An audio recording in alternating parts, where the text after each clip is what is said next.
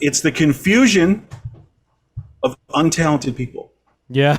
That's yeah. horrifying. Yeah, it is. Nobody knew what they were doing. That sounds like in architecture, that's when buildings collapse or something. You know what I mean? It's like, it's like a prescription for disaster. Motherfucking goddamn orange peel beef.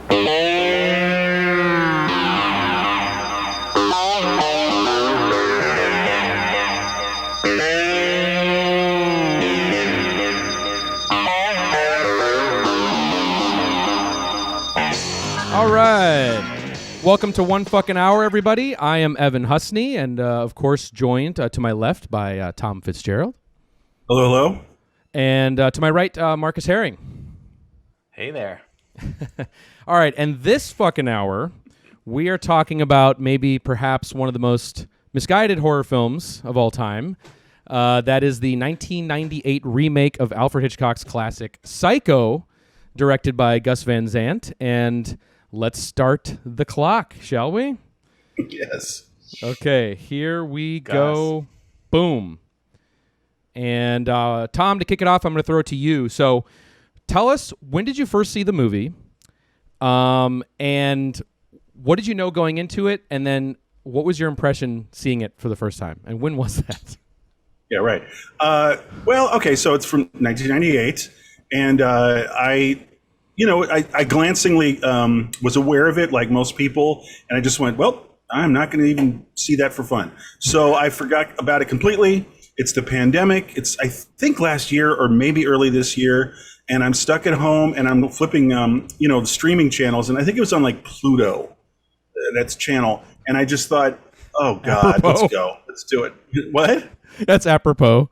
Yeah, it's on fucking Pluto. Yeah, apropos, Pluto. So I just went like, all right, let's do it. Sure, fine, let's go.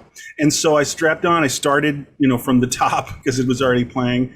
And I knew nothing. I had no opinion. I just was making the assumption it sucks. And it's always mainly been the casting of Vince Vaughn. They did that. So I see it, and it met my expectations. There was no pleasant surprises, but I didn't feel. My emotions are mixed on the film. Just very briefly, as you're asking me, like the first time I saw it, my first experience was I'm not mad at it. I don't hate it. I don't want to be cruel to it. It's just kind of it's not even an interesting curio either. It's just kind of these are the two words I was thinking about it. Before we did this today. It's a stupid mistake. Yeah. And disappointment. It's a stupid mistake and a stupid disappointment. That is so true. And I think one of the things about it too that's really interesting is like how this thing came together, right? And that was something I was unfamiliar about going into this and preparing for this, was looking into how did this project come to be? How did they arrive at doing this? And apparently the story is like, Gus Van Sant, he makes My Own Private Idaho, and out of like a hit indie movie, he's meeting with studio heads. They're pitching him ideas, and vice versa. And he's looking at some of the, IP they have, and he's noticing there's a lot of remakes that they're kind of throwing his way. And then he kind of says, probably glibly, is like, well, if you're going to do a remake, it should be shot for shot, the exact same thing. That's how it should always be. And that's what his mindset was at the time. But the studio was like, that doesn't make any sense. That doesn't compute to us at all. And then flash forward to Good Will Hunting, he wins all the Oscars, and then all the studios just, want to work with Gus like, instantaneously. Blank check. Yeah, it's blank check time. Blank check time, but also like whatever you want, Gus. And I'm sure he says probably, again, maybe it was hubris, but also just like almost maybe as a joke is kind of how I want to think. It's like, okay, all right, you want to work with me, Universal? Psycho shot-for-shot remake in color. Let's go. And they're like, whatever you want. And so they ride that train, and that's how it goes. And then, of course, I think everyone got to it. And then as soon as they got to the movie, and like money's on the line, we're making it, everyone's so confused where the fucking line is between what do we copy and what do we make different. And that's the funny thing, especially which we're going to talk about a lot tonight, which is the behind the scenes making of documentary, which exposes that nobody has any fucking idea where the line is. I'll say this. I agree. There's a behind the scenes half-hour special, and I watched that immediately after Psycho 98, as I call it. And that's a more fun experience. The behind the scenes. It's on YouTube if you want to look it up later, guys. But like that was, I don't know if it was informative, but it fed my revulsion towards the film. And I don't know if you want to, we could start engaging with what we've learned by watching BTS, as we call it. You want to maybe just go over a few little nuggets from the behind the scenes that were insightful? Totally. Okay. All right. Okay. Well, and we have a video for it. I've been told. And so, okay. So the editor of the film, not a grip or an AD or something like that, but this person, it's a creative position in a film, right? And I was stunned. I was stunned by the approach that this person was taking to this project. And but I think it perfectly illustrates the confusion of where what are we doing? Is that what you'd call it? I think so. Well, at the beginning, I have some other thoughts. Okay, all right, here we go. Let's watch it and we'll talk. Okay. I mean, I can't even begin to describe my first day, not really knowing what I should do, whether I should copy, the way everything was edited originally. Yeah, it's a different way to edit a movie. I mean, we know that things are going to be a certain way, and I still have to go through all these bins and find the best pieces. You cut it together the way they originally had it, and then you kind of look at it and go, kind of slow. Kind of slow. Kind of slow. Hey, kind of slow. Alfred, my take on Hitchcock, kind of slow. So I really that of course that's it was. I found it shocking because I thought just a couple things. There was a little more in the entire team, and if you'll indulge me for just 1 second to counter what you were saying regarding maybe some insight on some confusion. I was seeing more a lack of not a brain trust, but an inspired creativity. She's just like, what are we doing? I don't know. We're doing this project, and she didn't have a take on it. She wasn't creatively inspired by working with such a powerful source material. And it wasn't just her. No, and I'll stop. But just and then Anne Heche this is a classic quote from this amazing behind the scenes doc. Anne Heche, I never saw it. I just want to work with Gus. Yeah. And it's so, and I feel that he built up this awful team, because it's not just these two, it's this awful team of people who are not even confused. Honestly, I'll push back on that. I really feel it was just creative ambivalence and uninspiration. And it just, and you see it on the screen. It's these people are because it is sort of an interesting project. If you just take a step back and just no one had any great insights. And if they did have an insight, it was really misguided. And I heard a lot in the behind the scenes, and I hated this, was we got to update this. That was kind of a corny phrase. And it's then what are you doing? Then you are making a remake. So it was pushing against the purity that I think his original intention was to say things you know what? People wouldn't say that now. It's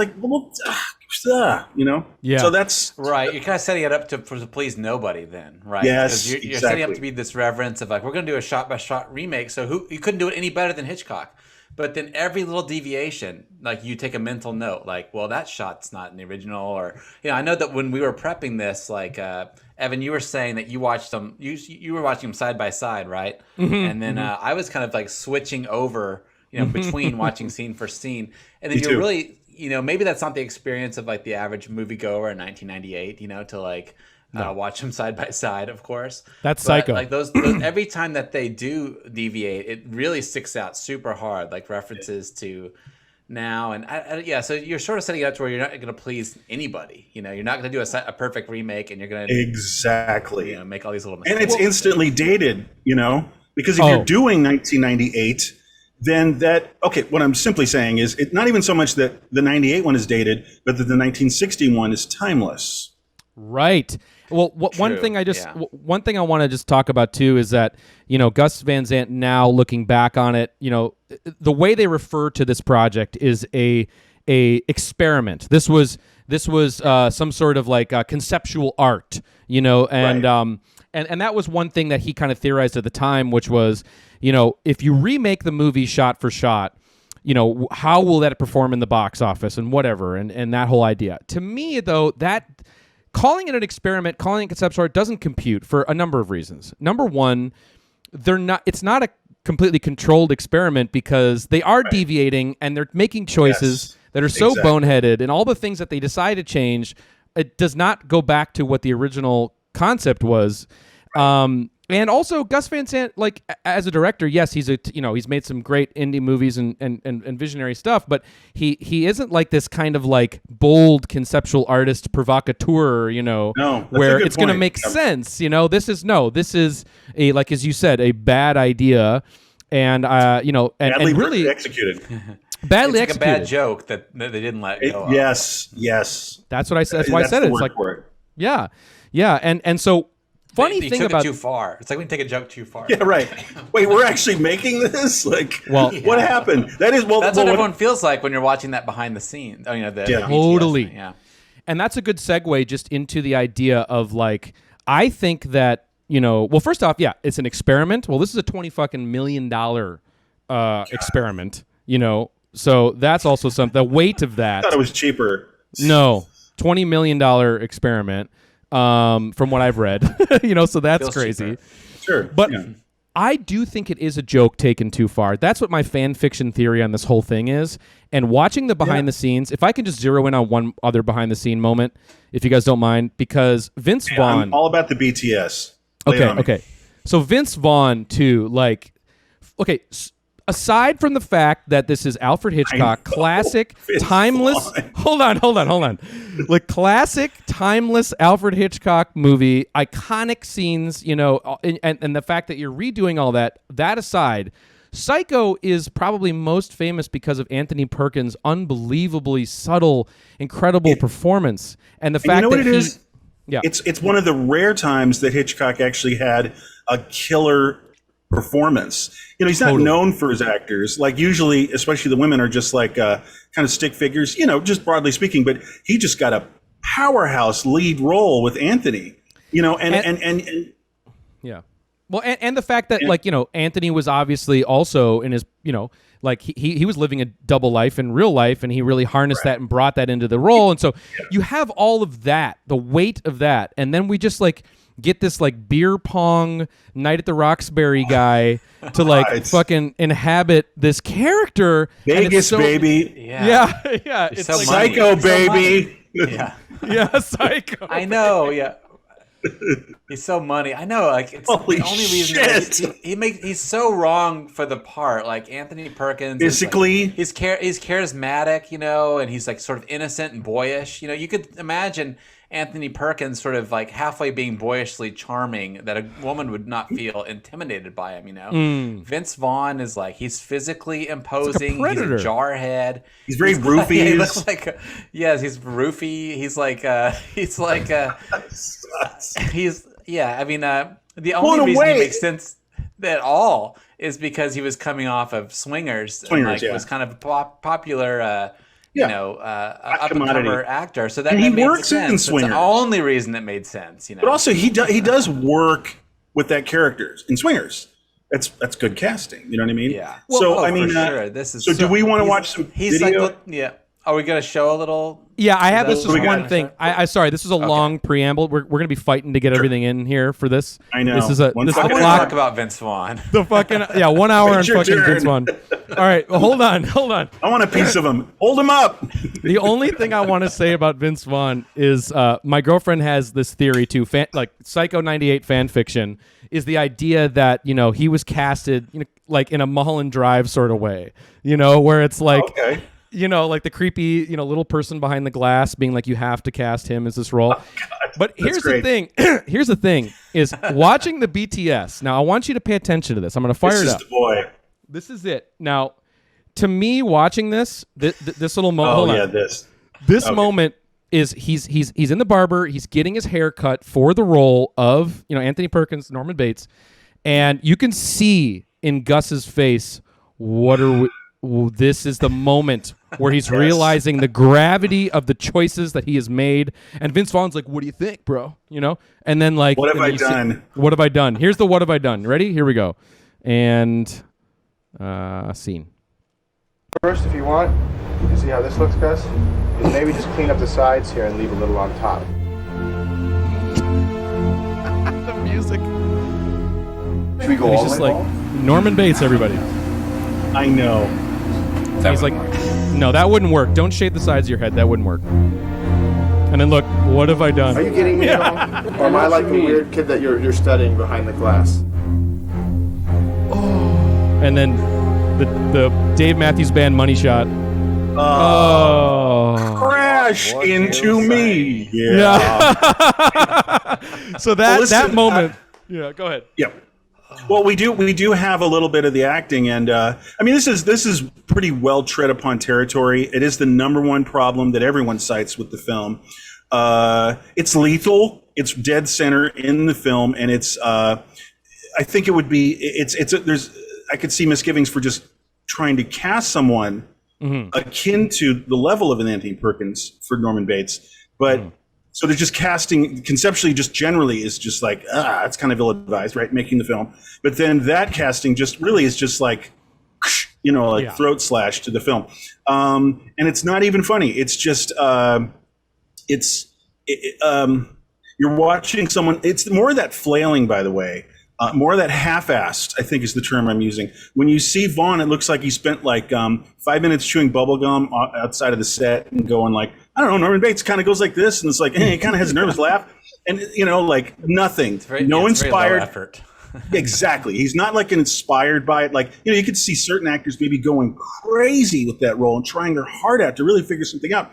Like, I'll just give you one observation. I'm not certain, but I don't think that Anthony in the character really smiles truly.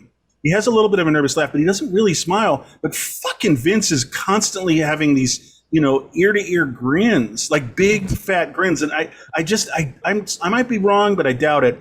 Anthony didn't really smile. He had like unsmiling laughing. Yeah, that's true. Yeah, he's also doing sort of like a nasally voice too. He's doing like a nerd voice, like I'm going to talk like this a little bit. Sure. He does like he has sort of a fake demonic laugh, right? Well, you said it, Marcus. When the first block of doing Norman Bates, he is a boy still. It's Arrested Development, and he's coddled oppressively by his mother. It's a classic trope. I mean, so he's a boy in this weird awkward man's body, and not, by the way, like like a beer pong like baseball cap turned around to the side body. He's a frail bird-like body. He's bird-like. Oh yeah, like that suit is like 2 sizes too big for him in the Hitchcock film. And also like when that, and we'll move on from talking about Hitchcock's movie, but when you first see Anthony Perkins in the movie, he immediately is so charismatic, like to Janet Leigh's character. It's like you want to like have dinner with this guy and eat sandwiches with this guy. Like he's someone to really, like, and then of course, and it's so subtly when it switches, and that it's so masterfully done. And then in this scene, which is a great segue to the scene you wanted to show, of Vince Vaughn, ladies and gentlemen, if you want to set that up for us. Oh, I was trying to just give you guys like one tiny example of the grating performance. Like I said before, just too much goofiness and goofy laughing, and just his line readings are atrocious because you're seeing what you're witnessing when we watch this. It's brief, but there's a lot more. Is a not very bright person, a stupid person who saw Psycho, who saw Anthony Perkins, and this is what reflects back. Like this is how they absorbed Anthony Perkins' performance, and this is what they spit out. Check it out. Okay, here we go. It's not as if she were a maniac or a raving thing. She just goes a little mad sometimes. We all go a little mad sometimes. Haven't you? Oh, no. Yes. Sometimes only one time can be enough. Thank you. Oh, thank you, Norman. Oh, Norman. Jesus, excruciating. Okay. All. You know what? That's exactly like. That is exactly like. Have you ever seen like student High school play? I know. Well, it's like there's exercises in film school where they get like, like these kids to reenact scenes from famous movies. You know, Absolutely. like you'll see like a kid with like acne on his face doing Raging Bull, like you fucked my wife. You know, it's like the same thing. Right, of course. You know, Yeah, like waiting for Guffman. Absolutely. That's what I just said too. Like high school fuck my wife? play. Yeah. You know, yeah. it is Yeah. so high school level. But then Can I they just- were like, cut, print, mark that. I know. one. 20 million. Solid fucking gold. Like, I know. Were there any other takes? Can I just say one thing just to and then we'll get out of this Vince Vaughn rut is and move on to other horrors is just one thing. I was watching that really classic scene, their sad little dinner in the parlor. And in the original, I was just, Right. I know it's the film so well. I was being reminded watching this shit scene and thinking, there's so much going on in that film, almost more than most Hitchcock's really. There's so much emotionality because yeah. they're bonding. Totally. And it's such great acting by both of them. It's such great acting because it's what's not said. You know, like they both are sort of reading between the lines, and so are we. Where like they're both a little broken, and something weird's going on. And we know a little bit more about her, but not much actually. And like, and they're just talking around, having some pretty hard dysfunction, and they're bonding over it. And it's kind of a warm scene. It's fantastic And stuff. she's inspired by him to go back home And you know, to get the money break back. Yeah, to free get the from money back. trap. Yeah, she's inspired by it. It's like gonna be a turning point. And like, Well- you don't get any of that from Anne Hayes. She's literally like rolling her eyes at some of the things he's saying, at some of his line readings. Lost. And like, I mean, not to mention that nobody would be in that parlor with Vince Vaughn the way he like met her initially. He's already sweaty and like scary, and the nervous no one would have giggles. ever made it back there in the first place. But Because like once you she's said, back there, she's like, No, but well, you know, just- she's dismissed. No, but like you said, Marcus, there was a good point earlier to speaking to this, is Anthony's, Norman Bates, has a charm. And he's very self-effacing, or he's very, you know, like you don't get defensive. You know, you feel almost like warmth towards him. Comforted. You know, like, Yeah. yeah, exactly. He's like a lonely little guy, you know. But that and so scene- and Vince is just this beefhead Yeah. giggler. Holy shit. But hold on. Get me over this. Okay. I'm trying to get you out of it. Yeah, I know. Because There's worse. I know, but there's because obviously in 1960 when Psycho came out, like, you know, it forced them to have to put all that into subtext, which is what they did, and that's what's so great about it because it's subtle. But in the decisions they chose to update in this movie, they're taking the subtlety or the subtext away.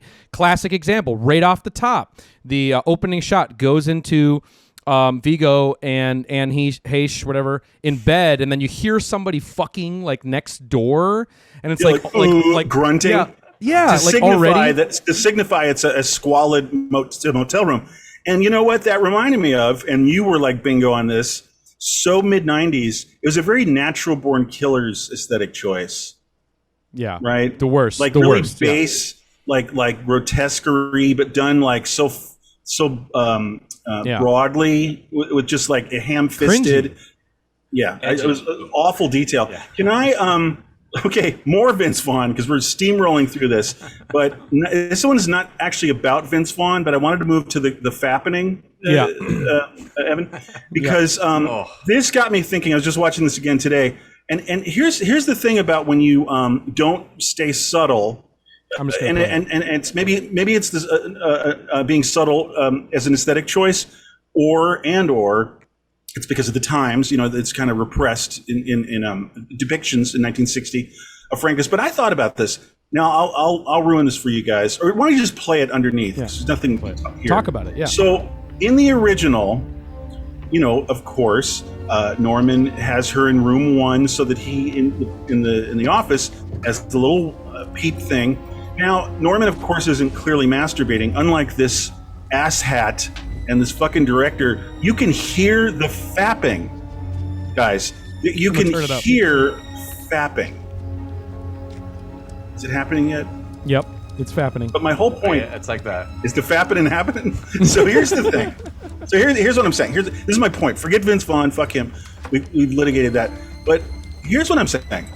We don't know the true sexuality of Norman Bates, and this is awful.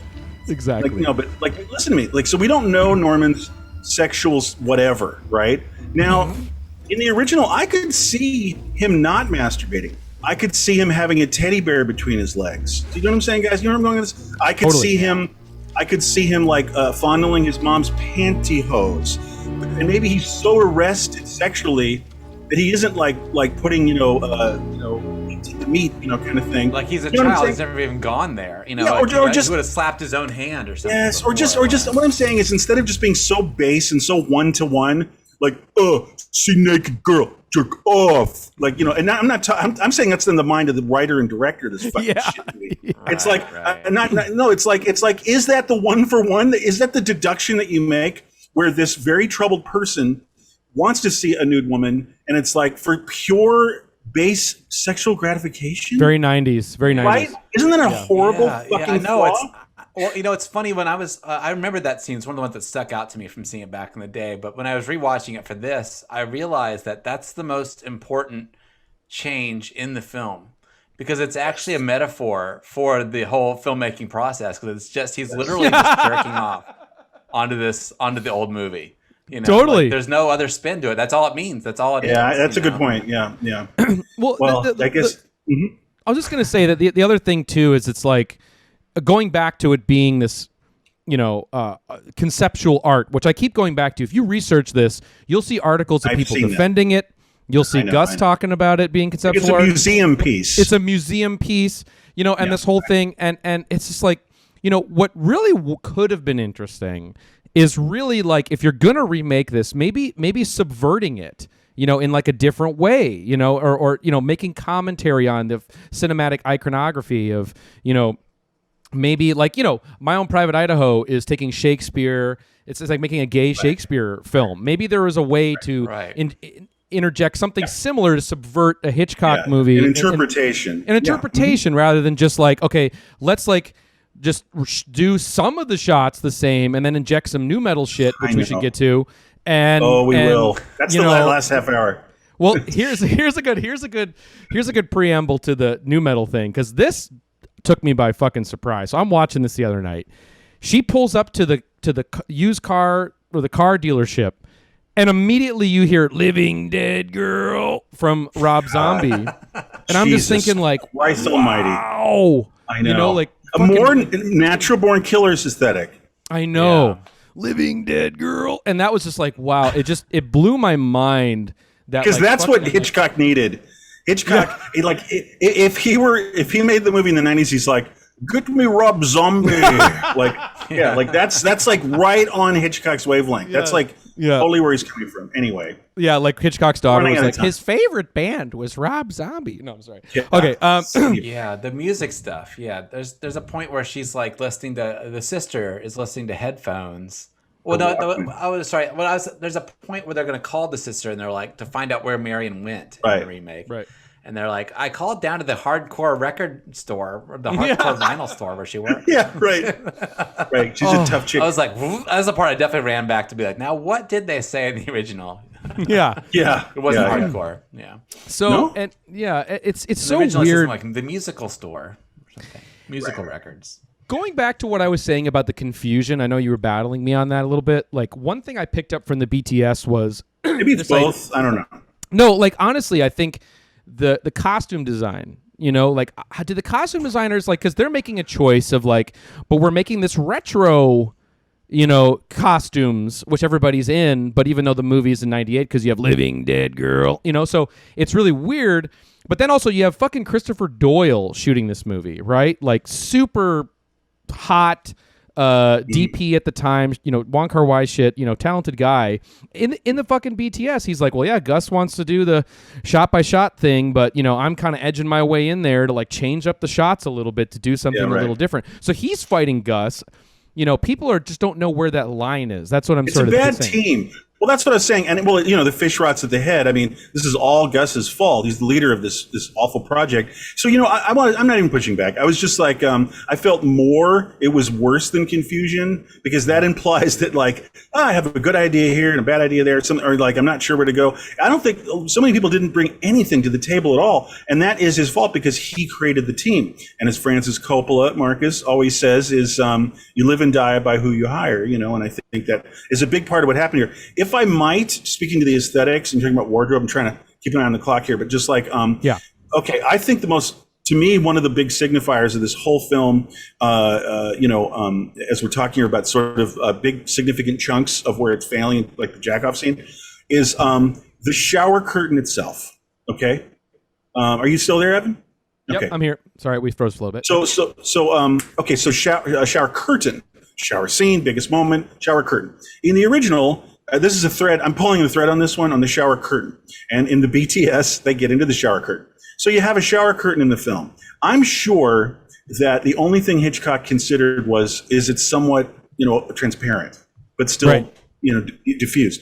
And then who cares? But they spent a lot of time to get like, ooh, funky thrift store, cool pattern. That's not 1960, but it's like 1971 or something like that. Right. And they spent time on it, and it makes it like a cool, and they get excited, like, oh, it made like a prismy kind of cool pattern. It's not just this drab thing. So, sorry. Here's my last little thought on this. The aesthetics. There's another example of this that really kills me. In the original, when the dead mother is spun around and you see her, her mummified body, the background is this really drab, like brick wall, of a basement. Yeah. And it's just drab, and it's got that harsh light on it. Yeah. As opposed to, in the new one, behind mummified mom is this wild, flurry. There's like living birds that are ready to be, caged. It's all lit really cool. It's the Silence of the Lambs thing. They're Totally. the and moths, and like, Nine Inch flying around. Nails It sounds and like- Nine Inch Nails video. So what I'm saying is, what I'm really getting at is, it doesn't matter what the aesthetic type is. It has an aesthetic type. Whereas there's this incredible flatness so often to Psycho that made it really resonant with people. To all of us. And it has that kind of old 1960s True Detective still shot of like a murder scene, black and white, and harsh and flat, and it's throughout the whole film. And so you guys know where I'm going with this. It's like, here's a little background back to the original film. Is Hitchcock actually was quite colorful, was quite aesthetically a flourish, with flourishes and like grandiosity, like North by Northwest. It's very pretty. Yeah, and there's a this lot of is considerations stripped for down. colors. Yeah. Right. So what's really interesting about Psycho, and just to let hit people to this if they're not familiar, he was doing the TV show. It was a cheap crew that he worked with. It was black and white. It was television. He took that cheap black and white television crew of kind of like just working class kind of guys, and it was cheap. Psycho was very cheaply made, and again, the last one was North by Northwest, I think, which is a huge film all over the country and stuff. Yeah, right. Right. So what I'm saying is, he made an aesthetic choice. He said a movie like Psycho. I don't know exactly what it was, but like he wound up making Psycho with all these choices. And to the point, what I'm saying is, Psycho could have easily been color, the original. You know what I mean? Yeah, He said, right. no, it should be a black and white thing. And I think it relates to how he would see like maybe the Ed Gein, or Ed Gein, that Ed Gein, murder and Ed Gein, murder in the Midwest, and where you would see that kind of story isn't like Police Gazette, True Detective. It'd be these harsh black and white photos of like horrible, shitty rooms and brick walls with like a bulb, not like I love that. wild, like the shadows of birds, floating around with multicolored lights. Mike, it's different, sure, but it's not. It's missing the intention. The intention of what? Yeah, Yeah, and the flatness. Psycho's very flat. The original, Yeah. and that's just busted. They just bust, especially with all those goofy, garish costumes that are not even from 1960, really so much. Like, and also, so weird. It's like late '60s, like kind of. I know it's totally sad. Oh, by the way, no, Paisleys and stuff. Norman Bates is not dressed like a normie Norman Bates nerd guy, or just like a flat, like off the rack, generic clothing guy like the original. No, he has like these like shirts with collars and like patterns. it's bad. What? Like he's getting dressed by his girlfriend, and they go to like Aardvark or whatever the store's Yeah. called. Holy shit! Oh, End another of weird rant. thing, like the original's got the most. The production design that sticks out the most in the original is the house, obviously, right? It's this iconic house. or change whatever. the house. And the weird thing watching that behind the scenes is they're like, let's change the house. Yep. For some reason, and they actually built a facade right in front of the old house. It's like, that's another crazy what is visual that? metaphor for this movie. Like, I know. we're gonna cover up the old Psycho with this kind of like, whatever, old house. So weird. Speaking of shower scene, because we just touched on it, we should definitely talk about it. I mean, I know we maybe wanted to avoid it, but I think we should talk about it because, again, going to one of the things that they decided to change, is they're taking a lot of the same shots, but they're also adding some new stuff in there, which we're going to see. Can I go? Well, go ahead. Well, there's the new visuals, but I noticed today that well, let's get to it. The eye. There was some dodgy aesthetic decisions. The editing is different too, just like the holds. Like when he first comes in, they hold on him a lot. They hold on it a long time. I know. Yeah, it was, and it really just like I don't know, not advisable. Like just right at the is that really the moment that you like? Let's really see that shark. That you fix, that you really fix on the killer.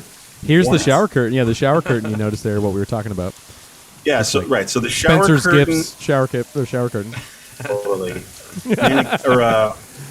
Yeah. Spencer's Gifts. Yeah, and then also for some reason, Mother's a blonde now. I don't know. Let's just change it, man. Fuck it, man. 1998, yeah, sure. Psycho 98. It's 1998, bro. Kind of slow. Yeah, there's that. Look at that. That's like 3 holds. Oh, that slow-mo. That slow-mo pushing too is no bueno. See her. No, but guys, viewers, this is the moment where God dies when they cut away to this. You see that? Look, the sky, like a cloudy. Douglas Trumbull. Yeah, right. They cut away to like a fast frame of a storm gathering sky. Why? All right. So can I just say this in the original again is one of my favorite moments ever, and it's chilling and it's so weird when the music dies out and it's just silence. It's almost like Stanley Kubrick, like 2001 or something. Not so much here. And they added blood to the back. That's stupid on the wall. Yeah, and also they're also this like end shot is so gratuitous too, just like this. Oh, this shot is like, oh my god, that's her ass is just hanging out. It's just like really like a butthole. But they're also we like really are. We really are. But this is the Kubricky. I mean, not even like trying to. I'm not even saying Kubrick and then Hitchcock. I know. I'm just trying saying, to say that it has like so much power in the original because he chose silence, which is weird. And then Hitchcock in the original, unlike this stupid like a turntable spinning 360, that does not happen. Does not happen in the original Psycho. There's an implied rotation. There's a slight rotation. A slight rotation. Yeah. But this one, it's a fucking spin cycle at the laundromat on her eye. It's outrageously stupid. Yeah. Yeah, and also like I get emotional. Sorry. Okay, I know. I say bad words. Yeah. Gets me closer to God, but also exactly. The whole thing is switching between them is so painful. Like it just really got to be like hurt my heart, like aggravating and literally painful to go back and watch the remake after watching the. Maybe I do hate this film. It's rough. Oh no, it's bad. It's an insult. I think it's an insult to everyone who gets Psycho. What am I trying to say? It's like, hey, like what movie did you guys see? Because I saw this great film, Psycho. And it's like, what do you? It's almost like they thought, and again, it's like you were saying right at the top, Evan. It's like there's this constant drift of the purpose. You know, it's like hey, let's hang our hats and have fun with like the first slasher movie. You know what I'm saying? It could be so base, like. It's the hubris. Yeah. The hubris is what kills me. Well, there's that. Yeah. Runs right through it the whole time. No, and not just the hubris to do it, but then all these awful Nine Inch Nails video choices. I know. I'm fighting. I have one more subtle thing. When the eye is spinning. Let's talk about the shower. I've been trying to talk about the shower. The one thing I just want to say about the shower, we're going to fight to get it in here. It's a rough 1 hour, man. But I'm just saying the BTS about the shower is if you watch the BTS about the shower scene, they also are being fucking dickwads about the original movie because they're like, yeah, no chocolate syrup here. We're not using chocolate syrup. And that's just another part of just like the attitude going into this movie is the lack of the respect for the original. All the crew members, you know, understanding and also understanding syrup. Yeah. Yeah. Whatever. Get it right. No, sorry. just really irritating detail. Sorry, is they add echo to the rushing sound of the shower when the eye is spinning, spin cycle. Yeah, of course, just more little shit like that. No, because it makes a huge difference, guys. What I'm saying, and you guys can appreciate this, especially Marcus. Details matter, and when you watch someone who's so talented as Hitchcock, he is making a choice every time. A motherfucker like that is always making the right choice. You don't add echo to the water, you just make it flat. There's a lot of flat in Psycho. I just wanted to reiterate that. Whereas this one has a lot of flourishy, goofy, like special effects and like bip bops and zip zops, and it's weird to apply that to a film that is so stridently and clearly flat. Ending my story. Okay. And last thing on the shower scene, we can close the book on that because we do have to do that, is 2021 interview with your homegirl here. Kind of slow. A surprise. Kind of slow. No. I just want to reference Amy Duddleson did an interview on YouTube that I found where she. Yeah, you got to. I'm gonna send it to you, or I'll post it in the description. So she talks about it. I need to do that. Kind of slow. All right. But anyway, she talks about in the interview that she did about someone asks her about Psycho. Okay. And she talks about the shower scene. And she talks about how she had the original Psycho film in her Avid that she's going back and forth. That in itself is fucking mental. And she's going the original Psycho, going back to theirs and back to the original in the Avid. And so they recut the shower scene exactly the same as it was in the Hitchcock movie. But then her and Gus look at each other and they're like, it's not as intense. It doesn't have the same impact. Kind of slow. It's kind of slow. So it's whose fault is that, I wonder? I know. But so anyway, so then they just kind of look at each other and they just have, this like attitude like they have like throughout the whole process of making this movie. Let's just like, add some stuff. And then so now they're fucking with God here. And right. Apparently there was like a promo reel that was cut for it, like for some market. And that's what those stock images came from. Let's just put some of the stock it's stock footage. Let's put some stock footage. Of course it is. Yeah. And it's just like the fact that it's just like, well, fuck it, just goes to show you that, again, you said Hitchcock making all the right decisions. Good filmmaking is in the details and making the right decisions. That's what makes separates. And then it all adds up. Why Hitchcock, his shower scene works? Because of every goddamn frame and minute before it. Yes. You know what I'm saying? I mean, of course, initially, I'm not even talking about the people who first saw it and were expecting it, but just like it all relates. It all relates, and you're not spinning a web, guys, successfully by the midpoint when your shower scene happens. That's part of the problem why it's not being as impactful. And Anne Heche doesn't work. Side note: Anne Heche, it's like she's kind of like Tank Girl. She's like too quirky. Even Gus, it's like Tank Girl in Psycho. It's like Gus even uses the word quirky, which I thought is not an interesting choice because, he's too. Yeah, I know. Kind of bubblehead. It's just a terrible kind of character to add to it because we all know that there's these kind of the weird blondes of Hitchcock films. And the thing is, and the sister and the lead woman, who's killed, they're sort of they're not real people in a way. They are kind of like odd stick figure people, like the covers of like Pulp Fiction, paperbacks. And what I mean by that is so it's sort of like we are watching sort of an art. That's a real art piece, Psycho. Having this sort of strange version of reality is what I'm saying, kind of a dream world. And who picked up on that and did that well? David Lynch. Anyway, totally. Yeah, right? But what we get here is like gum chewing, like short-haired, like pixie, like, hey, man, let's do this, and let's go this away or that away. And it's like, it's just tonally subtracting from everything, tension, character development, creepiness, dream world. Like, she was an iconic blonde woman floating around in the first Psycho, the kind of ways that Lynch would have sort of these iconic women sort of floating in these worlds that aren't quite real, that are sort of like, are they a movie I watched when I was a kid? But she's just like, Anne Heche is just shockingly like getting coffee, in Silver Lake. She's not ethereal. No. Yeah, end of rant. And yeah. I gotta start saying that. Yeah. Oh no, she's a big problem with the film. Like I thought, like it's weird that she's, back at the time she was like kind of a media figure, and it was just sort of they both were Vince Vaughn unfairly too. in the.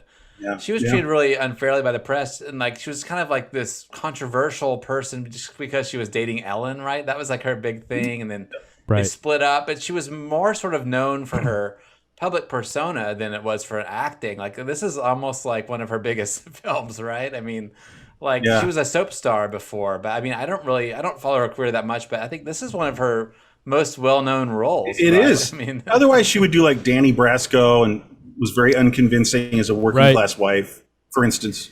In the back again to the BTS, the best thing going. There's a great Please watch scene. it, everyone. Yeah, watch it. I'm gonna put it in the comments or in the description. But the another great moment from the BTS is when Anne Heche is she's like, I've never seen it. I've never seen Psycho, and then later on in the BTS. It's her presumably watching the shower scene for one of the first times probably she's ever seen it on set, and she's trying to like figure out exactly like how Janet Leigh did it while she's like holding a Diet Coke, and it's just that moment of like cool. Yeah, cool. Yeah, nailed it. Ambivalence. It's so half-assed. It's so half-assed. Cool. I got it. Cool. And then go ahead. She just kind of makes it boring up until Vince Vaughn comes in, and then he really tanks the movie. But up to that point, you're just like, oh, this is just kind of boring and dull and not that good. But then Vince comes in, it's like just a whole nother level of like, wow, just like completely torpedo the movie. It's a howler. Yeah. So did anybody, this is what question I had when I was watching it again. Did anybody say before they went into production, this isn't a great idea? And and of course there was one. Any guesses to who it was? Oh, part of the team in the production. In the production, it was like, I don't know about this. Vince. No, he was like all in, man. He was all in. He was ready to go. Yeah, I bet he was all in. No, Danny Elfman. Danny Elfman. Oh, okay, the composer. Yeah. So Danny Elfman. This was revealed on the Mark Maron podcast that Gus did recently. You did a lot of research, man. I did. He said. I was talking to Danny Elfman, who I wanted to do the score because he was so good at Bernard Herrmann style scores. He said, they'll kill you if you make this. And I said, who will kill me? See, doesn't understand. He says, everyone, the critics, everyone that loves Psycho will kill you. And then I thought, it doesn't matter if they kill me. And then Gus says on the podcast, and then later, when I got killed, it hurt. Kind of slow. Oh, it did hurt him. Yeah, it hurt him. Well, but it's an experiment, Gus. I mean, so what? He kind of got returned to the indie underground afterwards, right? I mean, like, doesn't this sort of return him to like making smaller Jerry and things like that? More independent pictures. Yeah, an Elephant. Yeah, Elephant and Jerry. He didn't start doing like more remakes. It's funny. I thought that this was going. I remember distinctly in the '90s when I saw it, thinking like just like when it was in the air, when it was bombing. I think I probably caught it when I worked at the video store. But I remember thinking like, all right, now they're not going to do any more remakes. Like, because this one was so bad. It's such a horrible experiment. That's it. This is going to be the end of remakes. Well, there's that. So we got that to look forward to at least. Well, and that's part of the thing that like defenders of this movie talk about is they say that, well, even in like Ebert's review of it, I think he mentioned something about like how it's this experiment, so it shows how great the original is and everything. No, it did the opposite. It inspired people to be like, that's not how you do a remake. Let me show you how to fucking do a remake. And then it just and it's like, and then here we go, and then we just go ham on this thing, obviously to where things are now. But it's I think there is a way to remake Psycho, and maybe it won't be nearly as good as the original, but I think there is probably a way. Go back to the source material, Yeah, there is a script, like... Or there's a novel. Forget the film, just what's the script? Or just like go...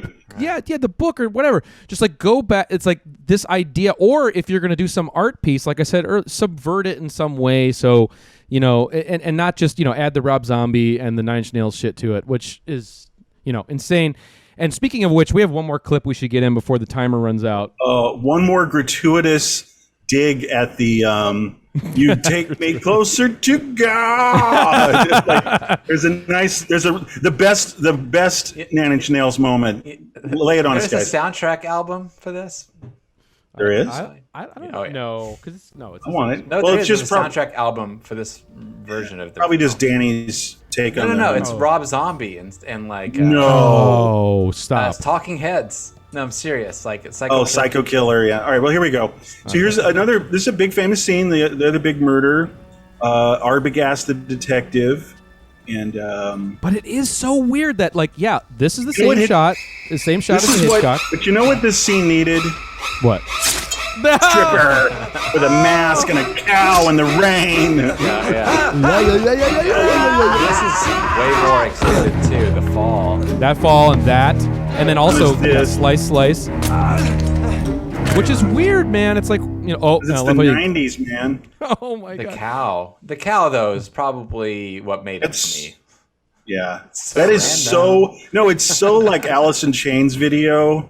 Like it's the equivalent. It's like you get a cow alone in the rain, or you get an old man janitor in a corner. Cow mopping. alone in the rain. Right. No, but right? It's that heart-shaped kind box. of it's that bank of imagery of like a slow motion old janitor mopping, and then like a cow in the rain, and then of course, but then Nine Inch Nails, you get the stripper like from a 1920s postcard with a mask. Yeah. What the f? Anyway. And it's so weird that it's like, again, another BTS moment. They talk about the making of that scene, and William Macy's watching it, and he's like, watching it the original, and he's like, that looks weird. And they're like, no, it's surreal, man. That's like cool. That's what was cool about it. And then it's like, it's so weird what they decided to update or change was just so arbitrary. And and that's Well, the part of it that is. Yeah, you know what you're nobody making me think of? No, Tully, you know what you're making me think of actually is I've been saying, the fish rots at the head and the leader is the bad news and it all trickles down and he picked a bad team. I'm starting to think that they had no guidance at all. They didn't have Zero. bad guidance. He was probably like, hanging out and drinking with his friends, and while these guys were all trying to figure out and sweat out this film, huh? Yeah, he's hanging out with Bruce LaBruce, Or like movie stars, because he was king fucking shit for a minute after Right. The big movie Good Will Hunting. No, that I think that's it. It's even worse. It's just he's not even guiding this thing at all. They're just like left to their own devices. The editor's like, I don't know what I'm doing. So you're right. Sorry, it's everything. It's you know what it is. It's the confusion. Thank you. Of untalented. No, listen. I've got the I've got the ultimate thing. It's the confusion of untalented people. Yeah. That's horrifying. Yeah, it is. Nobody knew what they were doing. That sounds like in architecture. That's when buildings collapse or something. You know what I mean? It's like, it's like a prescription for disaster. Untalented people left to their own devices. With $20 million. In the film's defense, I can say that, there's a whole reverence for the original. How could you do that? Why would you attempt to do that? Why? That's a masterpiece. But there was Psycho 2 in 1983, so someone had already decided to shit on the legacy. Starring Psycho Anthony at one Perkins. point. Yeah, right. It was. Yeah, he did it too. No, Marcus, I think there's in defense of the film. There's like 4 of them in the 80s there's 4. or something. Yeah, it's true. Like There's Psycho 4 or whatever. Yeah. I mean, I guess, Actually, that leads me. Where's the clock right now? Sorry. 7 minutes. What is? Okay. Well, here's the thing. I don't know if we're kind of rounding the turn here towards wrapping it up, but why don't I throw out this question? We had Deliverance last time, our episode 1, and we asked a generic question of the 3 of us, and said, "Is there anything you find fault with in Deliverance?" And maybe we, being stumped by the question, like in real time, we were all like, not really, like nothing. It's maybe kind of a perfect film.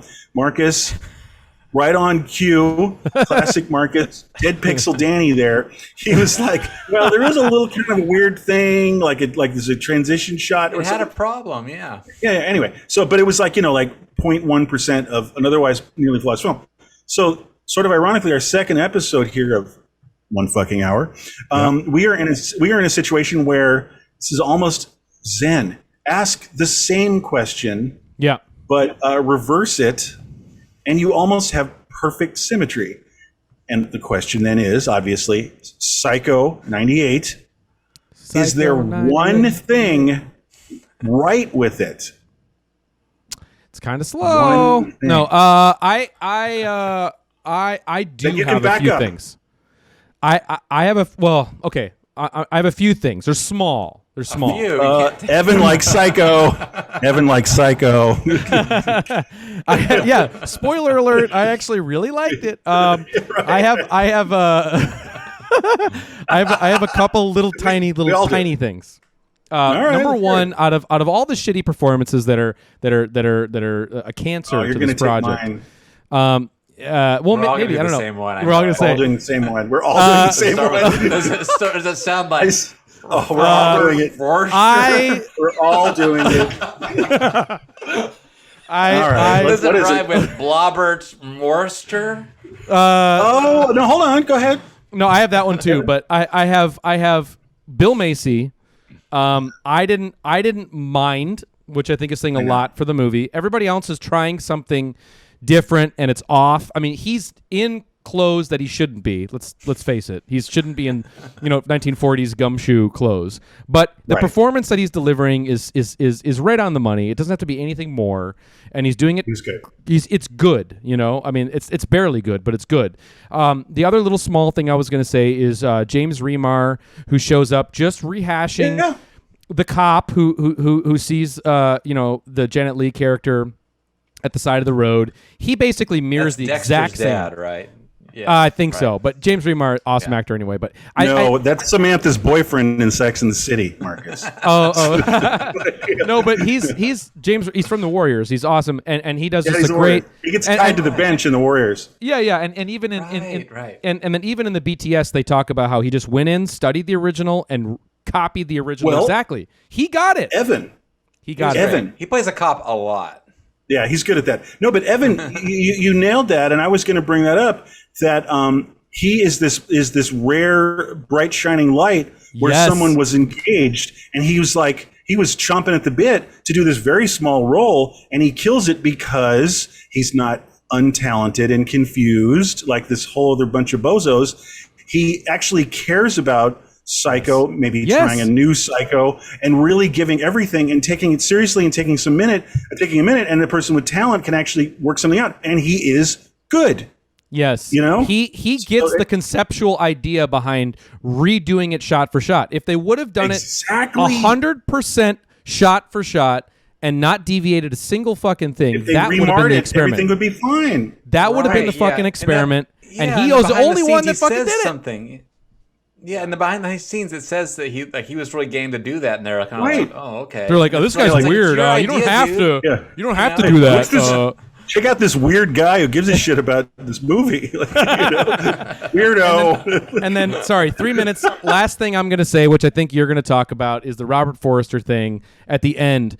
Now, flip side here, if we were doing 1960 Psycho 1 fucking hour, I would probably, if you ask me what's the one thing that's not good about the original Psycho, if there is something, I think everybody would agree that the coda about he's a transvestite, everything that's going on, is that's the worst part. And the way they handled it in this is still kind of wrong and weird, but it's better in terms of the way they handled it. So if I'm really trying to split hairs and trying to find what's good about this movie, it's probably how they handled that. Robert Forster's fucking great. And I love the fact that he got sent the script and he's reading the script and he's like, they sent me the original script. They didn't send me the new script. So even he was confused.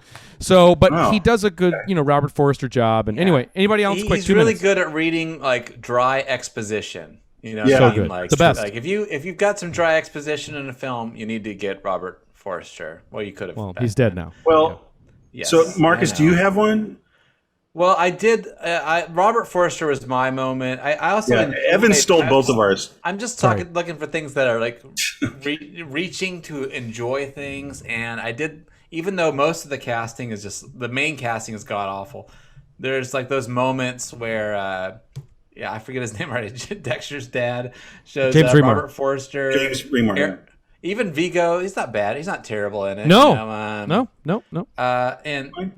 No, you like Flea, right? Go around we the- didn't talk about Oh, Flea. Flea. Yeah. Oh, God. No, you, Oh, that's yeah. your Flea is favorite in thing. this. You were like, Flea's in Psycho. That's where Hitchcock screwed up. Just Yeah. when you're getting invested in it, they're gonna stick a Red Hot Suck Chili my Pepper kiss. in there. Oh, yeah, I know exactly. Yeah. Psycho. It's after What you got the to shower do? scene. Got to remake Stock on his it. dick. Ugh. After the shower scene, it's like we need the Flea palate cleanser. And I did notice Betty Draper's dad is in it too for a brief moment. Oh yeah, Like Yeah, Betty that's Draper's right. dad. Yeah. yeah. So what did this movie Well- need? It needed fapping and it needed Flea. Okay. Yeah, and they did it.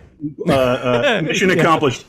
I have one. God, we're running out of time. Well, my thing, you guys, took care of what I was talking about. I was coming up short with everything.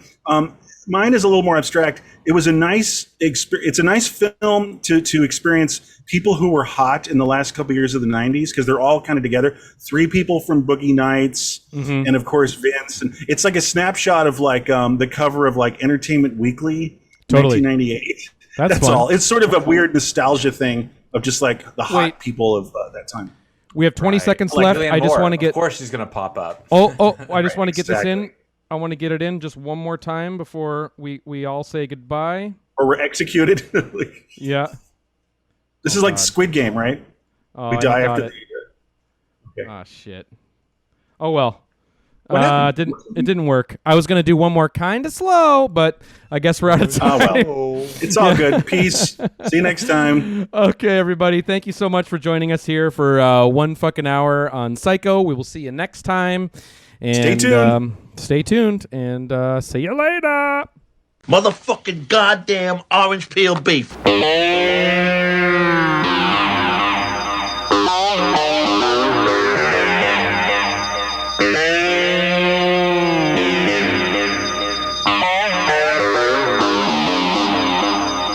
Kind of slow. Kinda slow.